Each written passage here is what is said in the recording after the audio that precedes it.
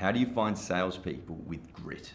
This is a question we get a lot. I'm going to quickly break down an exact process you can go through so you can find salespeople with grit, these people that just keep going, they'll keep trying, that care about what they do, opposed to what we often see and you've experienced is like it decays, performance decays, numbers decay as they get denied or decline, and they just don't keep going, and it's frustrating, and then 3-6 months down the track, it doesn't work out.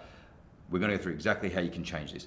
What most likely happens, we're going to call this the old approach to hiring, which is focused on generally a list of stuff. I need someone with 5 years of experience. I need someone that has great verbal communication skills, great written communication skills, maybe use this CRM, that they're energetic, that they have 10, 15 different things that you want this person to have. Then you design a hiring process that goes from CV to phone screening to interview 1 to interview 2, and then some offer, right? And then you're going to start forming a view based on the CV, based on this experience, and you start looking at them here. They've got this, they've done this, they've been in the industry, whatever, they should be able to deal with the CRM.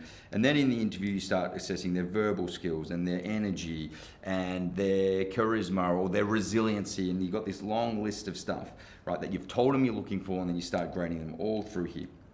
What this does, and you might even then bring in stuff to go, you take them for a coffee and you go for a walk for your interviews to make it more genuine and more authentic, to really get to know them, and you're getting the guard down.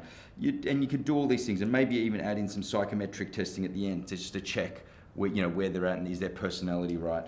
But at the end of the day, 3 to 6 months down the track, you find they don't have the grit required to do the role. All right. So what we're going to say here is this is complicated. This generally ends up in some sort of gut feel decision-making process, but at the end of the day, it doesn't give you what you're looking for.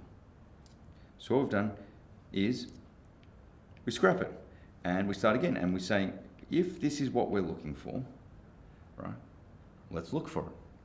So what we change is grit, and let's call this capability, which is some level of whatever it be, industry experience or technical experience or something here. And we're going to design, the hiring process is designed to find grit. What does it look like? And from the very start, we're going to chain together a set of questions and probing to all the way through the hiring process to come out with confidence that that's what a person has. Rather than, just to come back to this thing that we scrapped, rather than having a long list of stuff that we're just going to do different parts, and then at the end, toss up, do we think this? We're going to design, the new is design an intentional thing that is focused on what is important to you. And the way I think about it is, you are trying to become an expert in identifying this one thing. Because if you can find this one thing, you can then build the team that you're trying to build. So, what's the way you do that? Let's say from the very beginning, what we do from our side is we'd ask a person to answer this question before we even meet with them, before we even look at their CV. But you can do what works for you based on your systems, but you could ask them something like this. Describe to me the most challenging thing you've had to overcome in your life. What was it? And what actions did you take to do this? Now, that's just like what I call is a framing question. It's just going to open things up and going to get them to start talking about their personal life and what they experience and how they think about it.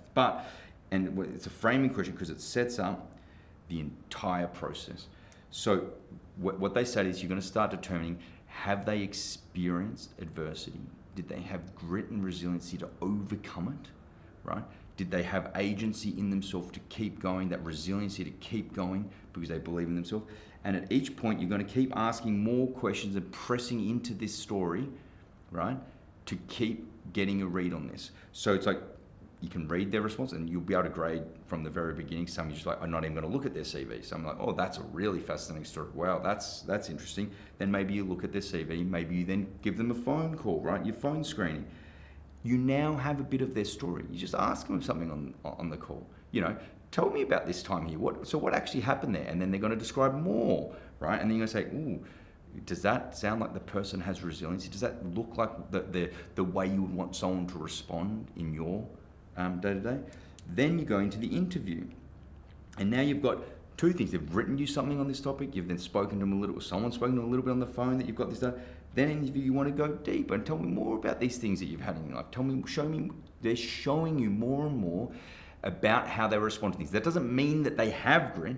You're not telling them you're looking for grit. You're getting them to show you experiences in their life, how they dealt with it, what they did, and then you're determining, does that have the appropriate level of grit or resiliency that will be required to do the role that they're going to do. Then you keep doing that into interview 2 or whatever you press, you keep going, and everything you're doing is chaining the initial questions all the way through to the end to determine, are they good at this? And what you keep doing this for every person, you string the whole thing together. You are becoming an expert in identifying this, because if you can become an expert in identifying this, you'll build the sales team that you need, that can keep going, that will deliver you the sales results you want.